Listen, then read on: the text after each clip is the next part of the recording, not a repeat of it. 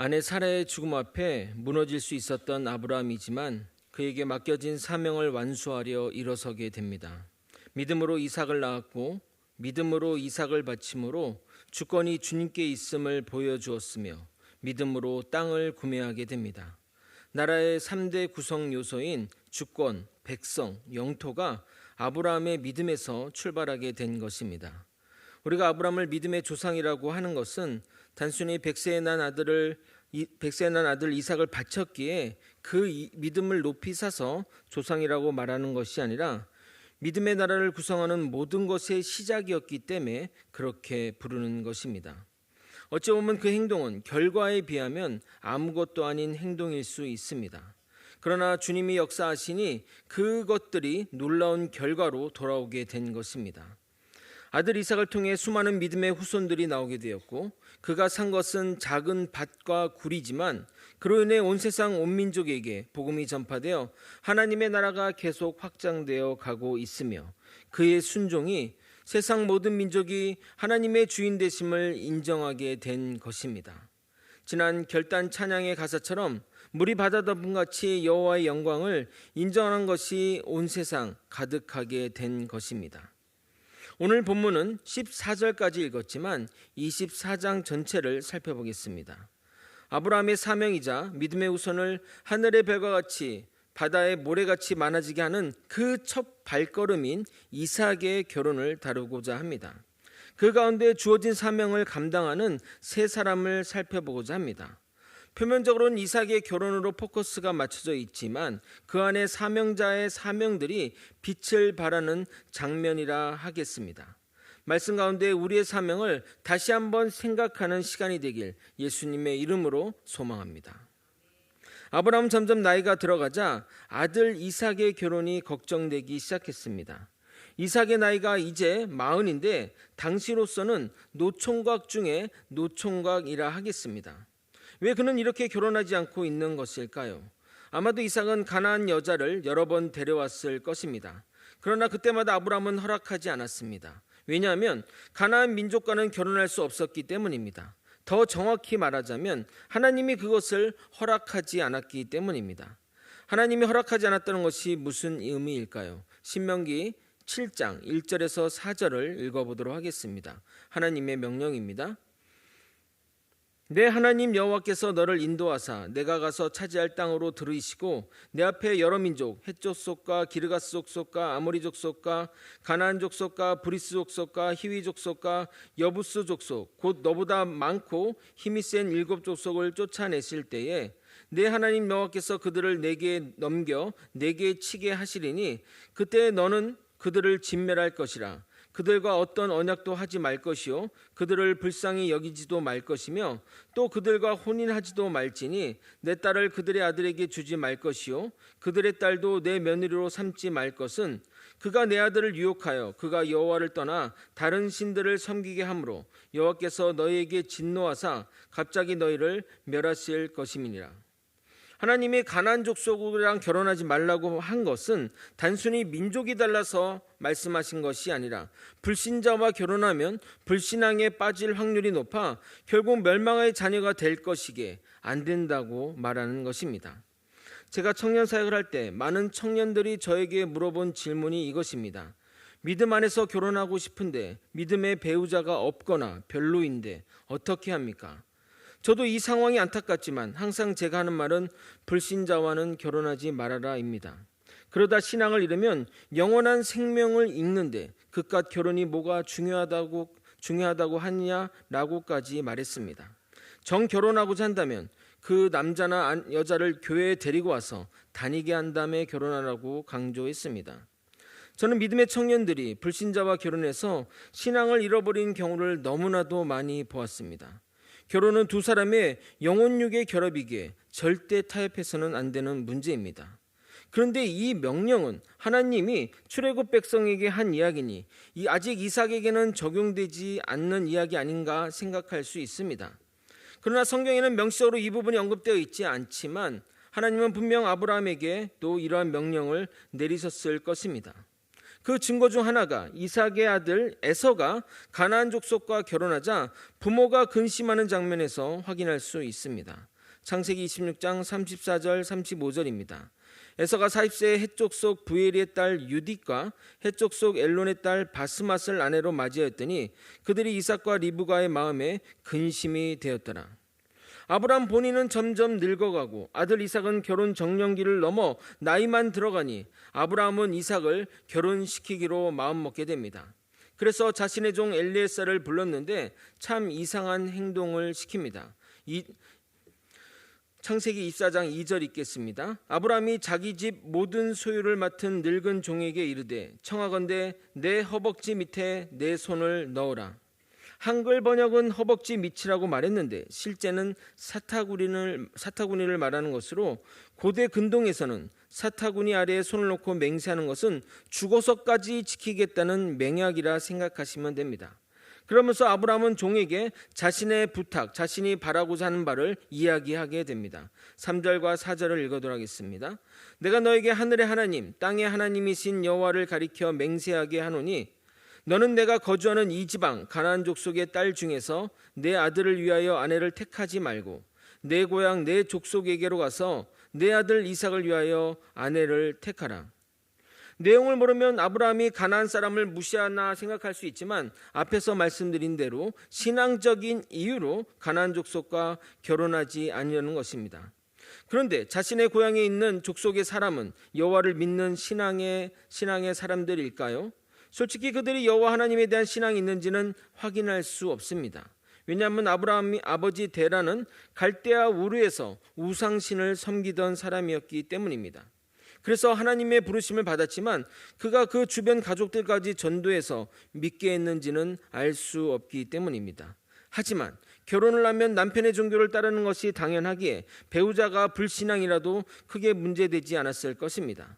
그러나 가나안 족속의 여인은 문제가 다릅니다. 그 땅에 거주하며 계속해서 가족들의 영향을 받으며 살아야 하기에 종교를 바꾸기라는 쉽지 않을 것이기 때문입니다. 그래서 종이 아브라함에게 다시 물어보기를 결혼할 배우자가 이 땅에 오려고 하지 않으면 제가 아들 이삭을 데리고 그리로 갈까요? 라는 질문에 아브라함은 절대 그리로 아들을 데리고 가지 말라고 말합니다. 왜냐하면 하나님이 이 땅을 주실 것을 약속하셨고 이 땅에서 하나님을 믿는 신앙으로 살아가야 하기에 그렇게 말한 것입니다. 7절과 8절을 읽어드리도록 하겠습니다. 하늘의 하나님 여호와께서 나를 내 아버지의 집과 내 고향 땅에서 떠나게 하시고 내게 말씀하여 내게 맹세하여 이르시기를 이 땅을 내 씨에게 주리라 하셨으니 그가 그 사자를 너보다 앞서 보내실지라 내가 거기서 내 아들을 위하여 아내를 택할지니라. 만일 여자가 너를 따라 오려고 하지 아니하면 나의 이 맹세가 너와 상관없느니 오직 내 아들을 데리고 그리로 가지 말지니라. 아브람과 맹약을 한 종은 메소포타미아 나홀 성으로 나아가게 됩니다. 나홀은 데라의 삼형제, 그러니까 아브람의 아버지인 데라의 그 자식 삼형제 중에 막내로 아브람에게는 동생입니다. 첫째 하란이 죽어서 그의 아들 롯과 아브라함을 데리고 데라가 가나안 땅으로 갔고 나홀은 이 땅에 남게 됩니다. 아마도 나홀이 남은 이유는 이쪽 지역의 기반이 탄탄했기 때문이라 여겨집니다. 그곳에 살면서 족장의 위치에 올랐고 그래서 성의 이름이 나홀 성이 된 것입니다. 헤브론에서 이쪽까지의 거리가 대략 800km가 넘는다고 하니 걸어가면 좋게 한 달이 걸릴 거리입니다. 그래도 낙타를 타고 갔다고 하니 보름 만에 도착했을 것입니다. 그러나 지금같이 도로가 잘 되어 있지 않고 가는 길 가운데 위험한 곳도 많았기에 결코 쉽지 않은 여정이었을 것입니다. 성에 도착한 종은 낙타를 우물 곁에 두었는데 그때가 저녁이라 처녀들이 물 길러 오는 때였습니다. 고대 근동의 낮은 너무나 더웠기에 주로 아침이나 저녁에 물을 기르러 옵니다. 그래서 요한복음 4장에 사마리아 여인이 정오에 물 길러 온 것이 이상하다고 말한 것이 이러한 이유 때문입니다.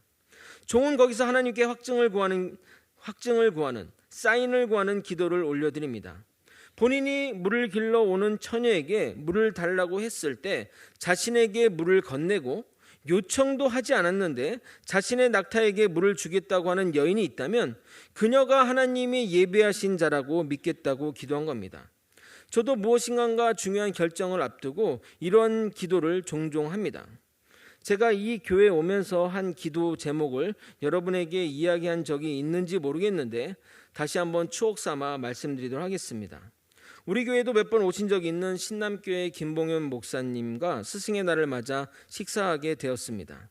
그때 목사님이 저에게 거제 소망교회를 소개했는데 그때는 거제 사역을 전혀 생각해 보지도 않았고 당장 사역을 할 것이 아니라 2년 후에 담임 사역을 계획하고 있었기에 거절의 의미로 기도해 보겠습니다 라고 말씀드렸습니다. 근데 집에 오면서 생각하는데 바로 나를 청빙한다는 것도 아니고 후보자 중에 하나가 되는데 굳이 도전을 안 할 이유가 있겠는가, 스스로 한번 점검해 보자는 생각으로 이력서를 제출하게 되었습니다. 특히 저는 노예 소속 목사도 아니어라서 전혀 기대를 하지 않고 원서를 넣었습니다. 그런데 최종 3인에 올라갔다는 말을 듣고 그때부터 본격적으로 기도하기 시작했습니다. 시간이 많지 않아 이곳이 내가 가야 할 곳인지 사인을 구하는 기도를 했습니다. 첫 번째 기도는 제가 청빙 설교를 하러 왔을 때 강단에 서게 되면 정말 특별한 느낌을 들게 해달라고 기도했습니다. 그런데 처음 서는 강단이었고 매우 중요한 자리인데도 긴장되지 않았고 너무 평안했으며 성도분 한 분 한 분이 너무나도 친근하게 친숙하게 느껴졌습니다. 이후 청빙위원들과의 면담의 시간도 분위기 좋은 상태로 치러졌으며 집사님이 마지막 기도하면서 눈물을 흘리셔서 성도들의 그동안의 아픔을 느껴질 정도였습니다. 그리고 두 번째 구한 사인은 청빙 투표에 관한 것이었습니다. 교회가 오랜 분란이 있었기에 청빙 투표에 성도들이 찬성을 많이 해야 마음을 모으기 좋겠다는 생각에 가급적 높은 찬성이 나오도록 기도했고 그것을 사인으로 여기겠다고 했는데 만장일치가 나와 하나님의 부르심이 맞다고 확신하게 되었습니다. 정말 중요한 결정을 앞두고 이런 사인을 구하는 기도를 통해 하나님의 음성을 듣는 것은 성경적인 방법이니 구해도 좋을 것 같습니다. 그런데 주식할 때 이 종목 살까요 말까요? 또는 이 땅을 살까요 말까요? 이런 식의 사인을 구해서는 안 되고 믿음의 일에 기도를 해야 하나님이 응답하실 줄 믿습니다. 아멘. 종이 기도를 마치자마자 한 여인이 나타납니다. 15절을 여러분이 한번 읽어보도록 하겠습니다. 함께 읽겠습니다. 시작. 말을 마치기도 전에 리브가가 물동이를 어깨에 메고 나오니 그는 아브라함의 동생 나홀의 아내 밀가의 아들 부두엘의 소생이라. 성경 저자는 리브가가 나홀의 아내 밀가의 아들 부두엘의 소생이라고 말하고 있습니다. 나홀과 아브라함이 형제 관계이므로 리브가와 이삭은 오촌 사이라 하겠습니다. 중요하지 않지만 상식 차원에서 말씀드리면 나홀의 아들 부두엘의 소생이라고 해도 되는데 굳이 아내의 이름을 거론한 밀가란 이름을 거론한 이유는 여성 인권 차원에서 그렇게 표현한 것이 아니라 당시는 일부 다처제가 당연시되었기에 어느 부인에게서 태어난 자녀를 밝히는 것이 일상적이었기 때문에 부인의 이름을 거론한 것입니다. 그 여인이 종의 기도대로 물을 주고 낙타에게도 물을 주게 됩니다. 19절에서 20절입니다.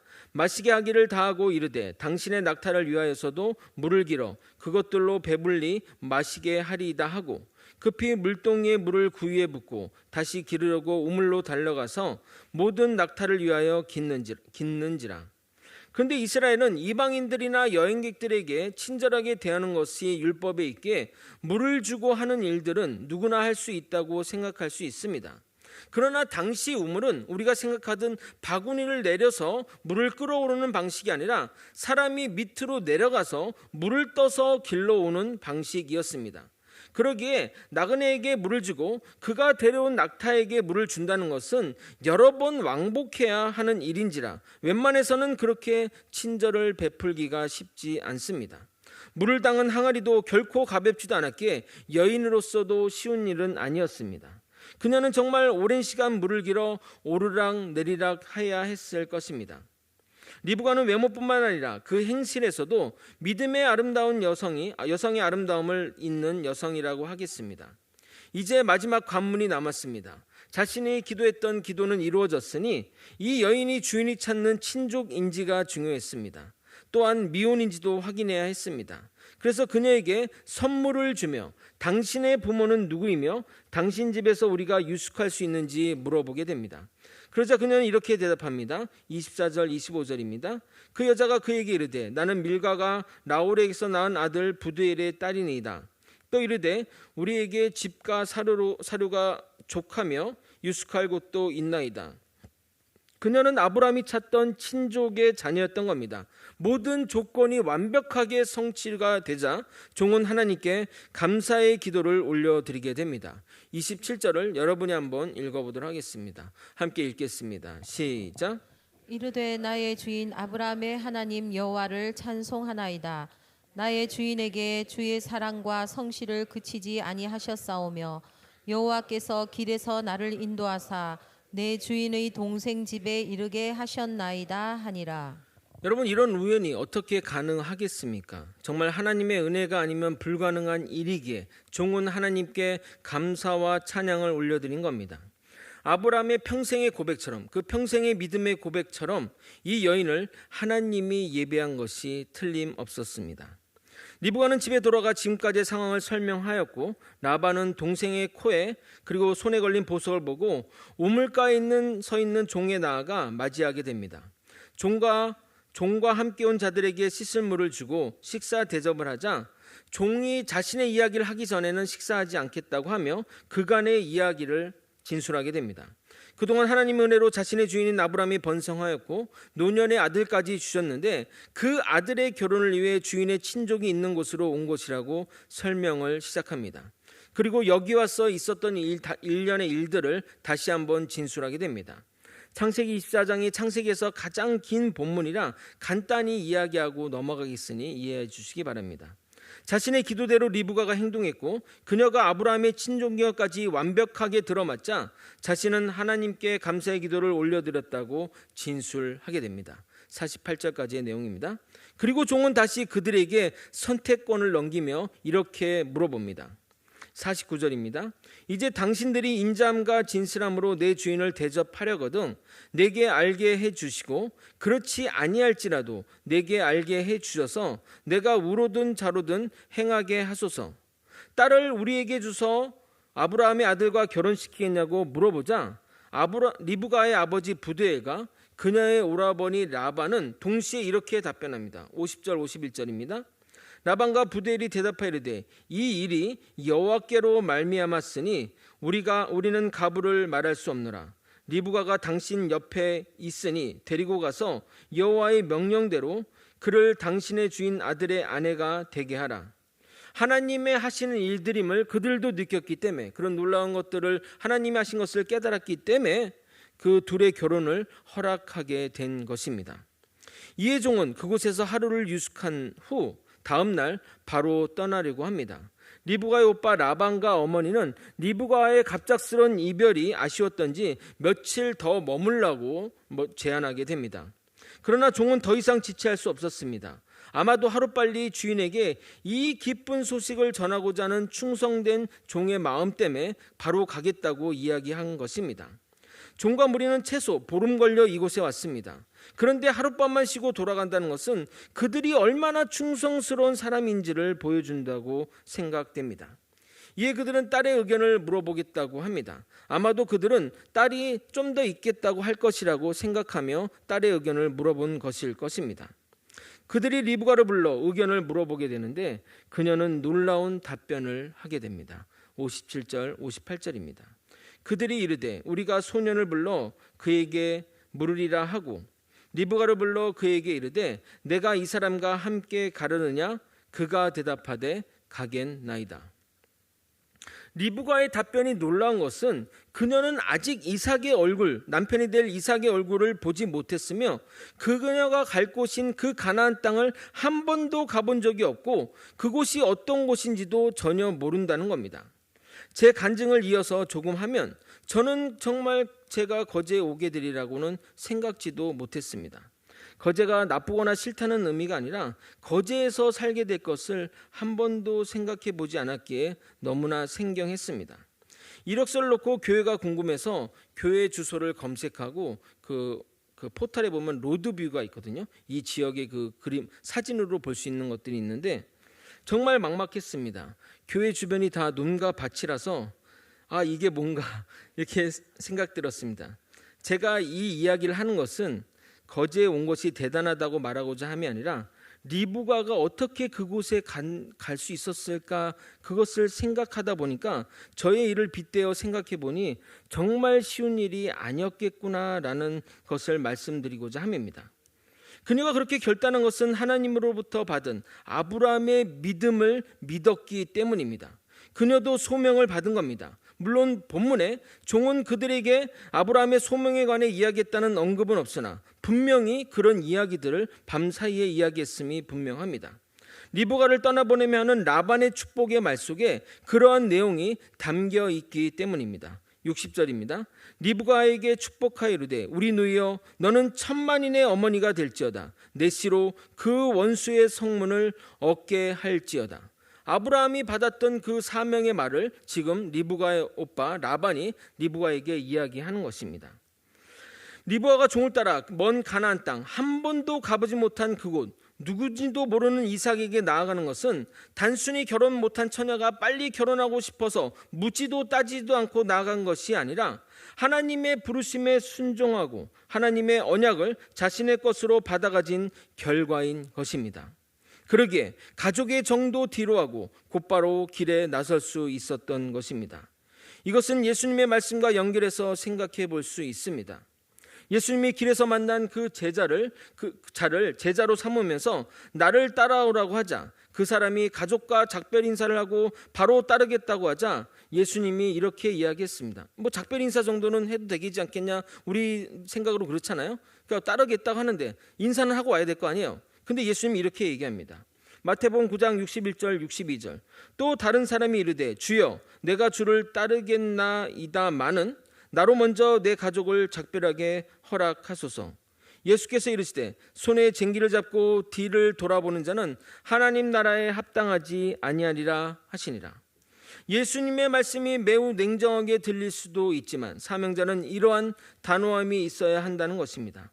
리브가는 그런 사명자였던 것입니다.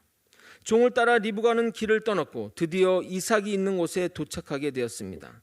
당시 이삭은 헤브론을 떠나 브엘라헤로이에 머물러 있었습니다. 아마도 가축을 유목하기 위해 헤브론에서 그쪽까지 내려온 것 같습니다. 그는 해가 저물 때 들판에 나가 묵상을 했습니다. 63절을 여러분이 한번 또 읽어보도록 하겠습니다. 읽겠습니다. 시작. 이삭이 저물 때에 들에 나가 묵상하다가 눈을 들어보매 낙타들이 오는지라. 자꾸 제 이야기를 해서 죄송한데 이삭의 결혼 이야기를 하면서 왜 이런 생각이 나는지 모르겠습니다. 의식의 흐름을 따라 그냥 진술하도록 하겠습니다. 저는 보통 오후 5시 전후로 개를 끌고 산책하러 소나무 숲에 갑니다. 소나무 숲에서 마을 쪽으로 제일 가장자리에 서게 되면 그 시간쯤에 서쪽 하늘에 노을이 지는데 붉은 노을을 보며 상념에 젖게 됩니다. 그 노을을 보면 정말 하루의 피로가 풀리고 마음이 힘들고 괴로웠던 일도 씻겨져 나가는 기분을 느낍니다. 제가 생각외로 외로움을 잘 타는데 그래서 처음 거제 왔을 때 적응하기 힘들었습니다. 한동안 난 누군가 또 여긴 어딘가 지금 이런 마음으로 살았는데 이제는 거제의 자연의 일부가 되어 그 자연을 느끼고 같이 숨쉬고 살아가는 것이 스스로가 신기하게 여겨질 정도입니다. 아마도 이삭은 어머니가 돌아가신 후 가족과 떨어져 홀로 일하면서 외로움과 쓸쓸함에 누구 하나 정붙일 곳 없던 허한 마음에 저녁에 들판에 나가 노을을 보며 기도하며 상념에 젖지 않았을까 생각합니다. 성경을 묵상할 때 자신의 가진 경험이나 환경을 성경에 빗대어서 읽으면 성경이 정말 입체적으로 다가옵니다. 그러면서 성경의 장면들이 내 눈앞에서 펼쳐지는 것 같은 느낌이 들 때가 있습니다. 저는 이 장면을 보면서 그렇게 상상이 좀 되더라고요. 그 장면의 그 상상을 하면서 좀 읽었습니다. 그래서 저는 이 장면을 읽으며 거제의 소나무 숲에 갔던 것을 생각했습니다. 만약 여러분이 그 시간에 그곳에 간다면 제가 말하는 그 기분이 아마 생각나실 것입니다. 리브가는 저 멀리 서 있는 남성을 보고 직감적으로 자신의 배우자가 될 사람임을 깨달았습니다. 그래서 낙타에서 내려 종에게 자신에게 걸어온 자가 누구냐고 물어보게 됩니다. 종은 내 주인인 이삭이라고 하자 그녀는 살펴시 살며시 면사포로 얼굴을 가리게 됩니다. 우리가 결혼할 때 면사포를 쓰는 관습이 여기서 시작된 것이라 추정합니다. 그리고 그들을 만났고 결혼하여 주님이 주시는 위로를 이삭이 받게 됩니다. 이때가 이삭의 모친 사라가 죽은 지 3년이 경과한 시점입니다. 그가 위로를 받았다는 것은 3년이 지났지만 이삭이 어머니에 대한 그리움으로 힘든 시간을 보냈음을 나타내는 것입니다. 이러한 애틋한 사랑으로 결합된 부부인지라 이삭은 성경의 족장 중에 유일하게 한 여인만을 아내로 둔 사람입니다. 로맨티스트죠. 67절을 읽고 설교를 마무리하도록 하겠습니다. 이삭이 리브가를 인도하여 그의 어머니 사라의 장막으로 드리고 그를 맞이하여 아내로 삼고 사랑하였으니 이삭이 그의 어머니를 장례한 후에 위로를 얻었더라. 말씀을 정리하겠습니다. 이삭의 결혼 과정에서 우리는 3명의 사명자를 보았습니다.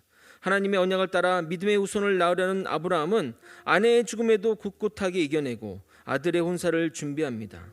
비록 나이가 많아 직접 나아가지 못했지만 종을 통해 결코 타협하지 않는 맹약을 맺음으로 그의 사명을 이어나갔습니다. 그의 모습은 구원을 계획하시는 하나님이 생각납니다.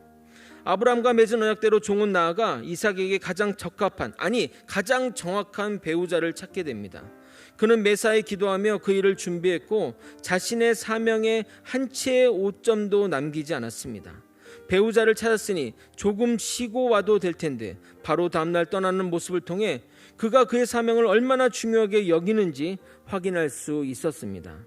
하나님의 계획을 실천하는 예수님의 모습이 생각납니다. 그리고 종을 통해 자신에게 주어진 사명을 들은 리브가는 한 번도 가보지 않은 땅에 한 번도 보지 못한 남편을 향해 먼 길을 나서게 됩니다. 가족과의 이별의 아픔이 있음에도 불구하고 쟁기를 들고 뒤를 돌아보지 않는 사명자처럼 그녀는 나아갔고 이삭을 만나 이삭을 위로하고 땅을 위로하고 언약을 성취시킵니다. 구원의 계획을 적용하는 성령님의 모습이 연상됩니다. 그들의 철저한 사명 완수를 통해 우리 모두가 주의 복음을 듣고 주의 자녀가 되었으며 앞으로도 수많은 주의 자녀가 복음 안으로 들어오게 될 것입니다. 우리 각자마다 부르신 사명이 있습니다. 사명에 크고 작은 것은 결단코 없습니다. 부르심에 응답했는지 안 했는지가 중요할 뿐입니다. 각자가 자신의 사명의 주인공입니다. 주님의 부르심에 응답하여 하나님의 놀라운 복음 사역의 주역이 되는 저와 여러분이 되시길 예수님의 이름으로 축원드립니다. 함께 기도하시고 찬양하시고 기도의 자리로 나아가도록 하겠습니다.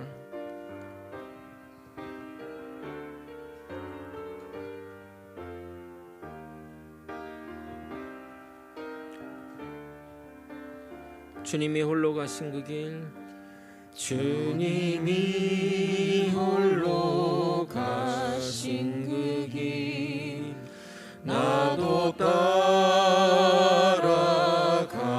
따라가오. 모든 물과 피를 흘리신 그 길을 나도 가오. 험한 산도 나는 괜찮소. 바다 끝이라도 나는 괜찮소. 죽어가는 저들을 위해 나를 버리길 바라오. 아버지 나를 보내주오. 나는 달려가겠소. 목숨도 아끼지 않겠소. 나를 보내주오. 주님이 홀로 가신 그 길, 험한 산도 나는 괜찮소. 바다 끝이라도 나는 괜찮소. 죽어가는 저들을 위해 나를 버리길 바라오.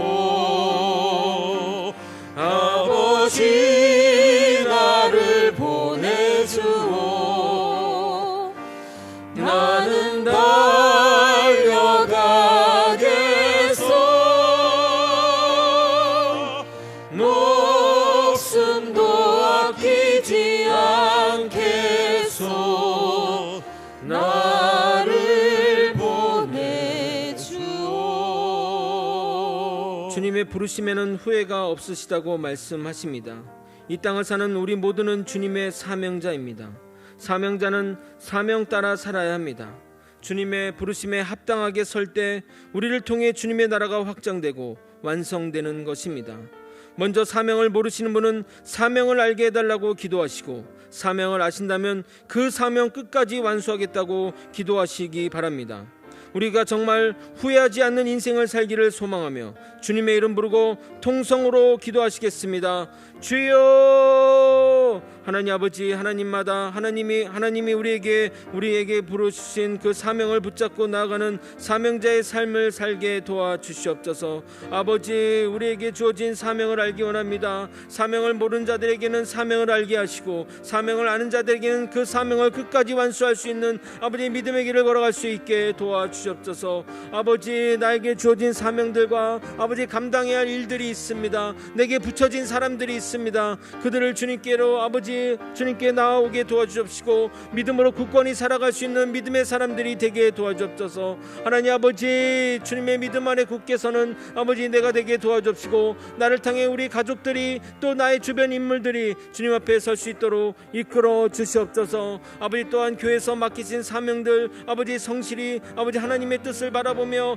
나아가는 자 되게 도와주시옵소서. 아버지, 나는 하나님 바라보며 살기 원합니다. 하나님 바라보며 사역하기 원합니다. 주님이 주신 그 큰 은혜 가운데 살아가는 아버지 우리가 되게 도와주옵시고, 사명 붙들며 사는 자는 하나님이 이끄신다는 그것들을 깨달으며 살아가는 자 되게 도와주시옵소서. 주님 붙들어 주시옵소서.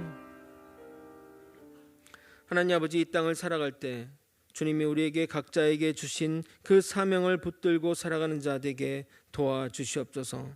아버지, 혹시나 사명을 모르는 자 있다면 기도를 통해 하나님 그의 사명을 알려주시고, 사명을 아는 자라면 그 사명 끝까지 완수하며 주님의 영광을 위해 주님의 나라를 위해 살아갈 수 있도록 이끌어 주시옵소서. 우리 모두 하나님의 부르심 자들이기에 하나님의 사명이 있을 줄 믿습니다. 그 사명 붙들고 끝까지 살아내는 우리 모두가 되게 하여 주시옵소서. 그래서 하나님의 나라가 널리 확장되며 아버지 믿음의 자녀들이 더욱더 이 세상에 넘쳐나도록 주님 역사하여 주시옵소서. 나의 순종이, 나의 헌신이 하나님의 나라를 이룰 줄 믿습니다. 주님 붙들어 주시고 인도하여 주시옵소서. 간구하며 지금은 우리 구주 예수 그리스도의 은혜와 우리 하나님 아버지의 크신 사랑과 성령 하나님의 감동감화 교통 역사하시는 귀한 은총이 주님의 부르신 사명 따라 신실하게 사명 감당하는 주의 성도님 머리 위에, 그리고 거제 소망교회 위에 이제로부터 영원히 함께 있을지어다. 아멘.